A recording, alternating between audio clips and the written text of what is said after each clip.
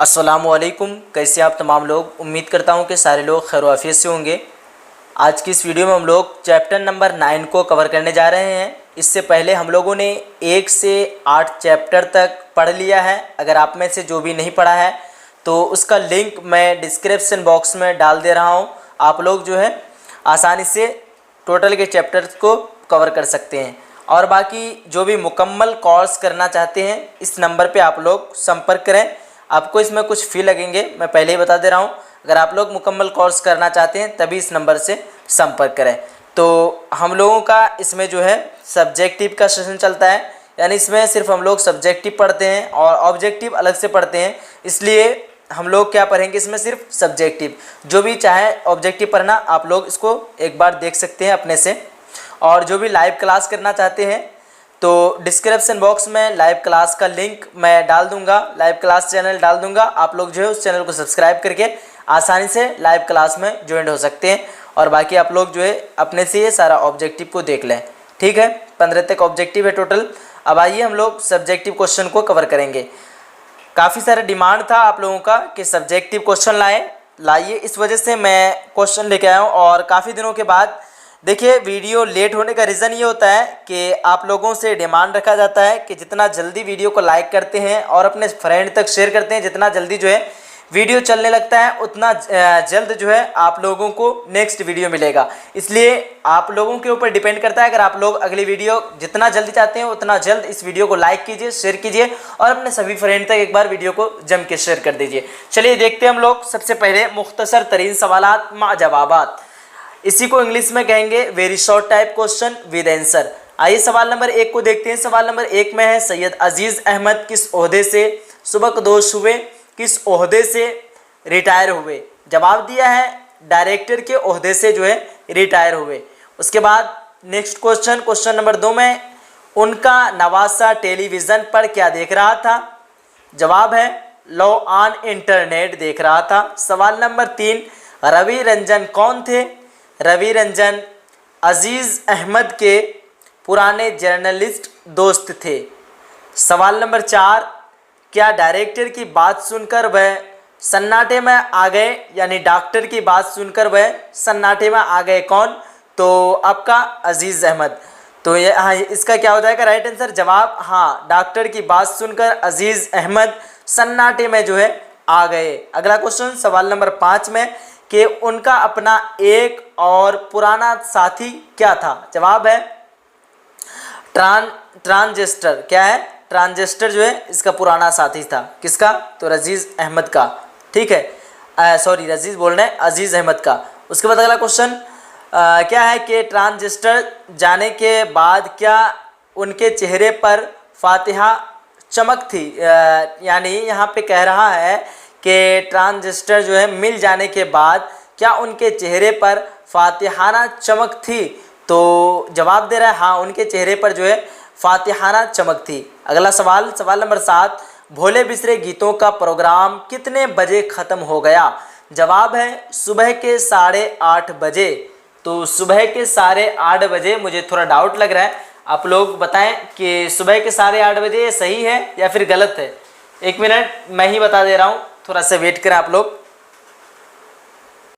तो मेरा डाउट जो है बिल्कुल सही निकला है। इसका क्या हो जाएगा, यहाँ पे दिया है सुबह के 8:30 बजे, तो सुबह के 8:30 बजे आपका गलत है। सुबह के 7:30 बजे क्या हो जाएगा? 7:30 बजे, 7 o'clock, ठीक है। सुबह के कितना बजे? 7 AM को। सुबह कितना बजे? तो 7 AM को आपको ध्यान रखना है। ये क्वेश्चन आ सकता है, इसलिए आप लोग ध्यान रखेंगे। सुबह के 7:30 बजे जो है प्रोग्राम, भोले बिसरे गीत की जो है प्रोग्राम ख़त्म हो चुकी थी।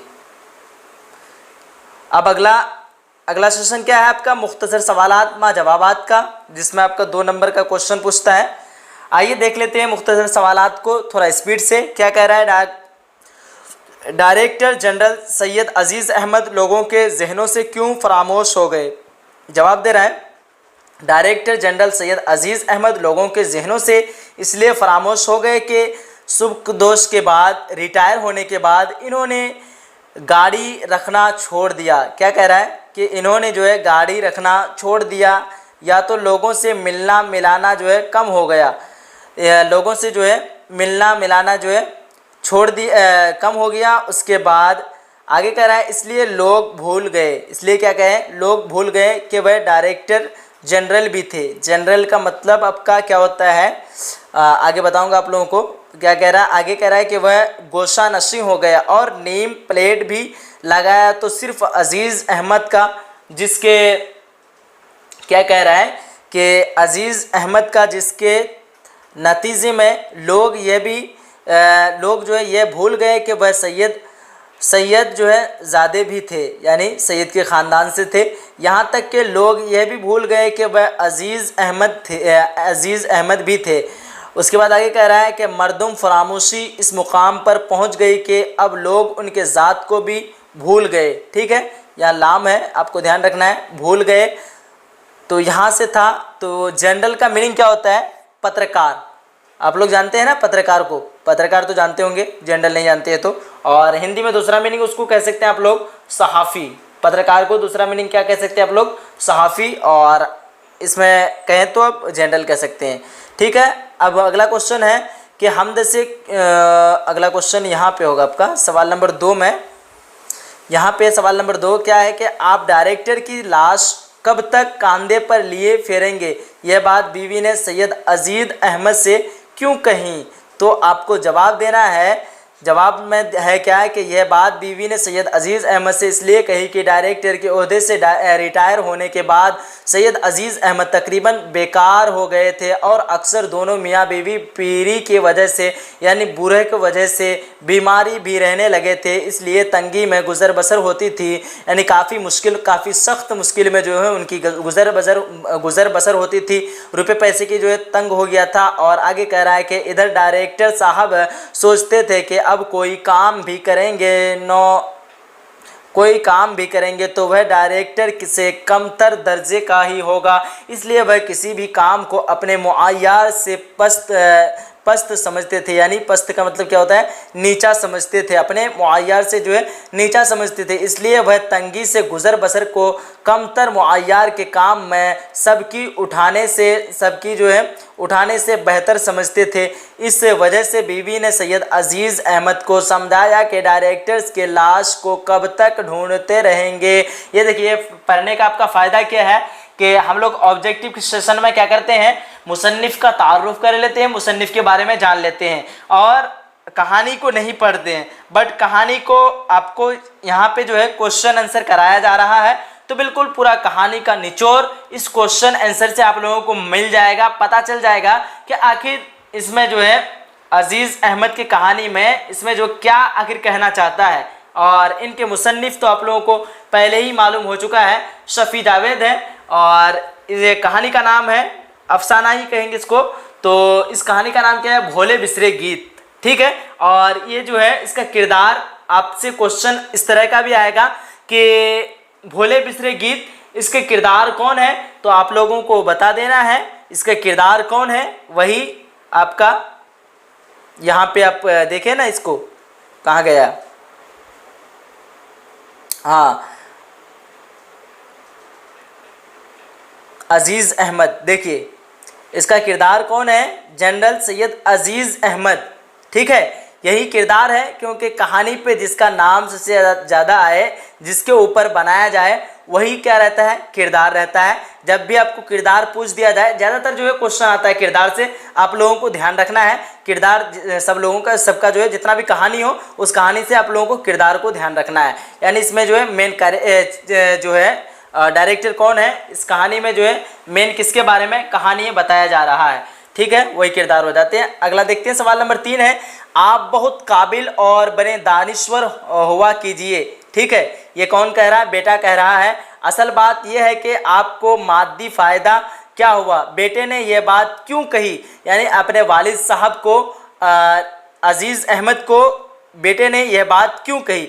अब जवाब दे रहा है, देखिए कितना प्यारा जवाब है। क्या कह रहा है कि बेटे ने अपने सुबकदोश डायरेक्टर जनरल बाब सैयद अजीज़ अहमद से यह बात इसलिए कही कि आप ख्वाह बहुत बड़े काबिल और दानिश्वर हो लीजिए, लेकिन आपको इससे मादी फ़ायदा क्या हासिल हुआ। बेटे के कहने का मकसद ये था कि आप चाहे कुछ कीजिए लेकिन हमें आमदनी से मतलब है। यानी चाहे जो है पे जहाँ से लाकर, यहाँ पे जो कह रहा है कि चाहे आप जहाँ से लाकर, ये अलीफ कट गया है तो आप है, चाहे आप जहाँ से लाकर दीजिए, बाप का मतलब है औलाद के लिए आमदनी का ज़रिया। अगर बेटे को बाप से कोई मादी फ़ायदा नहीं मिला तो बाप का वजूद ही बेकार है। ये जवाब दे रहा है बेटा, और आजकल के बेटा जो है इसी तरह जवाब देते हैं अपने बाप को, तो कितना गलत कर रहा है। अब देखिए अगला सवाल है सवाल नंबर 4 में, कि वह ट्रांजिस्टर क्यों ढूंढ रहे थे। कोई चीज़ का नाम है ट्रांजिस्टर। जवाब दे रहा है कि अपने बेटे और बीवी के अजियत अमीज सलूक से जब अजीज़ अहमद तंग आ गए और फिक्र में इस कदर, यहाँ पे कदर होगा, इस कदर जो है डूबे के एक बार सख्त बीमार पड़ गए।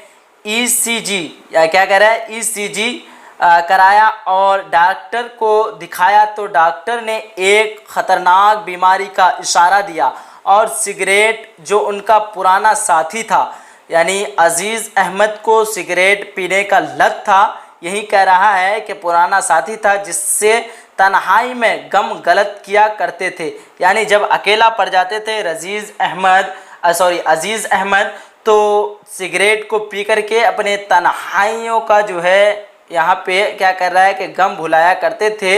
इस पर जो है डॉक्टर ने मुकम्मल पाबंदी लगा दिया। अब रातों को तो तन्हाई में लिखने पढ़ने के दौरान उन्हें सिगरेट की जुदाई का कुर्ब सताने लगा। उस कुर्ब को मिटाने और गम गलत करने के लिए उन्हें एक पुराने साथी की याद आई। उनका पुराना साथी क्या कह रहा है, ट्रांजिस्टर जो उन्हें दिल की बातें सुनाया करता था, अब वह ट्रांजिस्टर को निहायत शिद्दत से ढूंढने लगा। ठीक है, ये जो है इसको ढूंढने लगा। तो आपको सवाल का जवाब मिल गया होगा आसानी से। यह क्या कह रहा है कि वह ट्रांजिस्टर क्यों ढूंढ रहे थे, तो आपको जवाब दे देना इस तरह कि वो एक बार खूब जो है बीमार पड़ गए। बीमार पड़ने के बाद डॉक्टर को दिखाया तो डॉक्टर ने कुछ उन्हें बीमारी बताया, और वो बीमारी बताने के बाद उन्हें बताया कि सिगरेट पीना आपके लिए काफ़ी हानिकारक है, आपको सिगरेट पीना नहीं होगा। बट जब उन्होंने कुछ काम करने लगा तो उनको काम करने का मन नहीं लगा, इसलिए उन्होंने एक दूसरा जो था उसके पास ट्रांजिस्टर, उसको जो ढूंढने लगा और ढूंढने में वो लास्ट में कामयाब भी हो गया। ठीक है, आइए अब देखिए अगला सवाल आगे है, तवील सवालात मा जवाबात। तो अब इस सवाल को देखते हैं। सवाल नंबर 1 में है कि अफसाना भोले बिसरे गीत की तलखीस पेश कीजिए। यानी कह रहा है, आपसे पूछ रहा है कि अफसाना भोले बिसरे गीत में जो है कहानी का क्या मकसद है, आखिर इस कहानी में है क्या कहना चाहता है। पूरी छोटी सी जो है, इस क्वेश्चन में थोड़ा लंबा हो सकता है, क्वेश्चन के हिसाब से लंबा होगा, बट पूरा कहानी जो है इसमें पूरा समा दिया गया है। ठीक है, देखते हैं जवाब को। जवाब में दे रहा है कि ज़ेरे निसाब अफसाना भोले बिसरे गीत शफ़ी जावेद का एक नुमाइंदा अफसाना है जिसमें सुबकदोशी के बाद, जिसमें क्या कह रहा है, सुबकदोशी यानी रिटायर होने के बाद तन्हाई के कुर्ब पर फ़नी चाबुक दस्ती के साथ रोशनी डाला है। फ़नी चाबुक दस्ती के साथ जो है रोशनी डाला है इसका अफसाना में। आगे कह रहा है, कहानी कुछ इस तरह है कि सैयद अजीज़ अहमद को डायरेक्टर जनरल के ओहदे से रिटायर हुए 10 साल का अरसा बीत चुका था। सुबकदोश के बाद चंद दिनों तक दफ्तर में उनका आना जाना जारी रहा तो मातहत लोग भी सलाम कलाम करते रहे, लेकिन जब उन्होंने गाड़ी हटा दिया और घर में जो है गुनशीन हो गए, यानी घर में रहने लगे। और आगे कह रहा है गुनशीन हो गए तो लोगों से मिलाना भी कम हो गया। यहाँ तक कि अजीज़ अहमद ने घर में नीम प्लेट भी सिर्फ अजीज़ अहमद, यहाँ पे आप दोबारा समझेंगे, अहमद ने घर में नीम प्लेट भी सिर्फ अजीज़ अहमद का लगाया। इससे नुकसान हुआ कि रफ्ता रफ्ता पहले लोग ये भूले कि अजीज़ अहमद जो है कोई डायरेक्टर भी थे। ये यहाँ कह रहा है कि ये भूले कि अजीज़ अहमद सैयद ज़ादे भी थे। यहाँ तक कि एक वक्त ऐसा आया कि लोग ये फरामोश कर गए कि अज़ीज़ अहमद नाम का कोई आदमी भी था। अब अज़ीज़ अहमद सिर्फ चचा या नाना जान रह गए थे। ठीक है, यहाँ पे आपको कह रहा है, आगे कह रहा है जवाब में कि अब अज़ीज़ अहमद तन्हा रहने लगे थे। तन्हाई में उन्हें अपने ओहदे का ज़माना याद आ रहा था। माजी के जो है झुरों में उन्हें अपना शानदार ज़माना फ़िल्म के मंज़र के तरह घूमता हुआ नज़र आ रहा था। यानी जो बिता हुआ था उनके झुरों में जो है उन्हें अपना शानदार ज़माना फ़िल्म के मंज़र के तरह घूमता हुआ नज़र आ रहा था। माजी के समंदर में गोता लगाते लगाते वह ऊँघने लगते यानी झूमने लगते। फिर दिल बहलाने के लिए टीवी का न्यूज़ सुनने चले गए। वहाँ उनका नौजवान नवासा टीवी पर लो ऑन इंटरनेट का प्रोग्राम देख रहा था। खबरों के आने के इंतज़ार में वह ओंग गए, लेकिन नवासे ने उनके मौजूदगी का कोई नोट्स नहीं लिया। आखिर इन्होंने टीवी पर मौजूदा प्रोग्राम किए गए, लेकिन नवासे ने उनकी मौजूदगी का कोई नोट्स नहीं लिया। आखिर इन्होंने टीवी पर मौजूदा प्रोग्राम के, इसको मैंने डबल पढ़ लिया है, प्रोग्राम के बारे में दरियाफ्त किया, लेकिन नवासे ने उसका भी कोई जवाब नहीं दिया और उठकर चला गया। फिर अज़ीज़ अहमद खुद की टीवी से उठकर चले गए और नवासा फिर आकर खामोशी से टीवी देखने लगा। ठीक है, अब देखिए, रुपए पैसे जब आदमी का हालात ख़राब हो जाता है तो उनको कोई भी नहीं पूछता है। यही यहाँ पे कह रहा है। असल इस कहानी का मकसद है क्या कि जब तक अज़ीज़ अहमद न्यूज़ रिपोर्टर थे, पत्रकार थे, तो तब तक इनकी चर्चा खूब काफ़ी शानदार रही और इन्होंने एक नेक आदमी था। ये कभी जो है गलत नाजायज़ का पैसा भी नहीं कमाया और कुछ अच्छा करने के लिए भी नहीं सोचा और अपना घर मकान भी अच्छे तरीके से नहीं बनाया। तो जब तक ये जो है कमा रहे थे सब अच्छे थे और अब जब ये अपने बुरे हालात में आ गए तो देखिए सब लोग किस तरह इनके साथ सुलूक कर रहा है। ये सारा चीज़ जो है इस अफसाना में बताया जा रहा है। बाकी इसको आप पढ़ लेंगे तो पूरा कहानी का आपको जो है पूरा छोटी सी क्वेश्चन आंसर में आपको पूरा कहानी का जवाब इसमें मिल जाएगा। इस कहानी में जो है पूरा बताया जा रहा है, इस क्वेश्चन में कहानी का पूरा आंसर। ठीक है, अब आगे कह रहा है यहाँ तक कि कुछ कमाने का पेशा करने का मशवरा देते। यहाँ से पढ़ रहे थे शायद न, यहाँ से शायद हुआ, हम लोगों खामोशी से टीवी देखने लगा। अब अज़ीज़ अहमद घर के बाहर आ गया और तन्हाई के कुर्ब से दो चार होने लगे। एक छोटा सा घर था, उसमें घुटन महसूस करने लगे। घर के लोगों का नज़रअंदाज करना तो एक अलामती बात थी। समाज ने भी उन्हें नज़रअंदाज करना शुरू कर दिया। किसी प्रोग्राम में जाते तो मिलने वाले भी उनको बेकार का ताना देते। इस सूरत हाल से दो चार होने के बाद अज़ीज़ अहमद ने ज़िंदगी के बेतसबाती और उसके फ़लसफ़ा को जो है अच्छी तरह समझ लिया, लेकिन बीवी और बेटे थे कि उनके चैन से बैठे नहीं देते। यानी बीवी, यहाँ तक कि उनके घर वालों में से उनके बीवी और बेटे भी उन्हें चैन सुकून से रहने नहीं दिया। जब इनके तरफ से कोई भी इनकम नहीं आया, इसलिए इनको चैन और सुकून से जो है अपने बाप को, अपने वालिद साहब को चैन सुकून से रहने नहीं दिया। आगे कह रहा है उनको चैन सुकून से बैठने नहीं देते थे, यहाँ तक कि कुछ कमाने का पेशा करने का मशवरा देते थे। यानी इतने बड़े न्यूज़ रिपोर्टर को कुछ कमाने का जो है मशवरा देते थे। और आगे कह रहा है और दौलत के अहमियत का फ़लसफ़ा समझाते थे, और दौलत का जो है अहमियत का फ़लसफ़ा समझाते थे। इनको बता रहे थे कि दौलत क्या चीज़ है। आगे कह रहा है यहाँ तक कि अज़ीज़ अहमद एक दिन सख्त बीमार हो गए। डॉक्टरों ने तशख़ीस के बाद सिगरेट छोड़ देने और मुकम्मल आराम का मशवरा दिया। इस तन्हाई के कुर्ब में इस तन्हाई के कुर्ब में उन्हें अपना पुराना ट्रांजिस्टर याद आया जो उनका कदीम साथी था। अब अजीज़ अहमद ने ट्रांजिस्टर को तलाश करने में मसरूफ़ हो गए। घर वाले तंजिया अंदाज में खामोशी से देख रहे थे, लेकिन अजीज़ अहमद ने हिम्मत नहीं हारा और रात भर तलाश करने के बाद आखिरकार ट्रांजिस्टर को ढूंढ निकाला। आगे कह रहा है कि उनके चेहरे पर फातिहाना और अबदी मुस्कुराहट थी। सुबह के 7:30 बजे भोले बिसरे गीत का प्रोग्राम ख़त्म हो चुका था। ठीक है, ये जो है आपका एक क्वेश्चन का मैं थोड़ा ये कर दे रहा हूँ।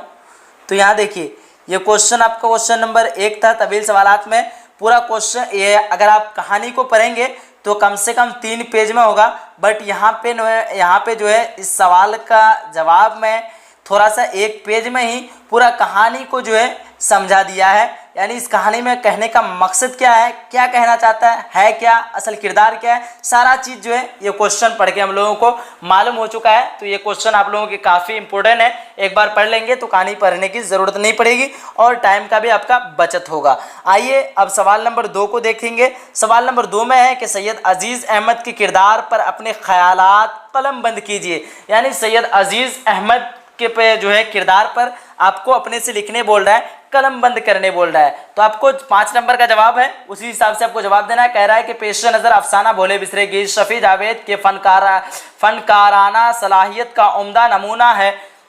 इस अफसाना में सैयद अजीज़ अहमद मरकज़ी किरदार है। यहाँ पे दे रहा है ना, आपको क्वेश्चन रहेगा कि अफसाना भोले बिसरे गीत में जो है, गीत में मरकज़ी किरदार कौन है, आपको बताना है। सैयद अजीज़ अहमद मरकज़ी किरदार है।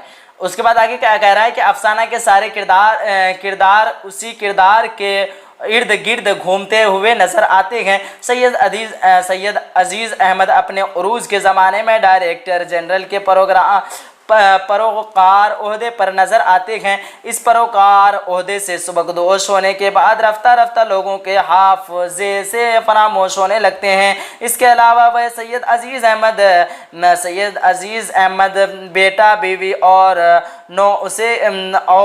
नवासे के गलत रवैये और सफ़ा काना सलूक और बेरस्मी लोहनिहात शिद्दत से महसूस करते हैं। बाकी और भी है, आप लोग एक बार खुद से इसको पढ़ लेंगे। एक बार आपने कहानी को पढ़ लिया तो कहानी का मतलब यही कहना हो कि आपने उस क्वेश्चन को पढ़ लिया, बिल्कुल कहानी ही समझ लीजिए। आप लोगों ने पढ़ लिया तो खुद से आप लोग बाकी के सवाल जवाब को हल कर सकते हैं, सॉल्व कर सकते हैं। आगे है, क्या कह रहा है कि इस अफसाने की रोशनी में शफी जावेद के अफसाना निगार पर इजहार ख्याल कीजिए। जवाब दे रहा है कि उर्दू अफसाना निगार के उफ़्क़ पर खुसूसियन शोबा बिहार के क्लासिकल अफसाना निगारों में शफी जावेद ने अपनी एक पुख्ता शनाख्त बनाई है। उनके ज़्यादातर अफसाने अदब बराए ज़िंदगी की नुमाइंदगी करते हुए नज़र आते हैं। ज़ेर निसाब अफसाना भोले बिसरे गीत को भी इसी जो है ज़मरे का अफसाना समझना चाहिए, जिसमें शफी जावेद ने मौजूदा ओहदे के बदलते हुए हालात की रोशनी में आज के सिलगते मसाइल पर बसीरत जो है मंदाना रोशनी डाली है और मुलाजिमत पेशा लोगों के सुबकदोशी के बाद बेकारी, तन्हाई और अपनों की अजियतनाक बदसलूक के कुर्ब की पैकर तराश की है। ठीक है, बाकी और भी लॉन्ग है, आप लोग खुद से इसको पढ़ लेंगे। ठीक है, तो हम लोगों ने आज क्या पढ़ा, आज की इस क्लास में शफी जावेद ये क्या है, मुसन्निफ है।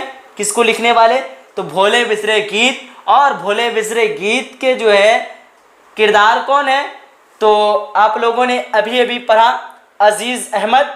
ठीक है, तो आप लोग अगर शफी जावेद को नहीं पढ़े हैं तो मैं उसके बारे में अलग से वीडियो बनाता हूँ। यानी मुसन्निफ़ के बारे में अलग से तारुफ रहता है और उसी में से जो है ऑब्जेक्टिव का मैं और एक चीज़ आप लोगों का डाउट क्लियर करा दूँ। जितना भी आपका सब्जेक्टिव का क्वेश्चन आएगा वो कहानी से आएगा और जितना भी ऑब्जेक्टिव का क्वेश्चन आएगा वो जो है मुसन्निफ़ से आएगा। इसलिए ऑब्जेक्टिव के अगर आपको ऑब्जेक्टिव पर ज़्यादा फोकस करना है तो आप लोग मुसन्निफ़ के बारे में पढ़ेंगे, और अगर आपको सब्जेक्टिव पे फोकस करना है तो आप जो है कहानी को पढ़ेंगे, तो आप पूरा जो है सब्जेक्टिव बना सकते हैं आसानी के साथ।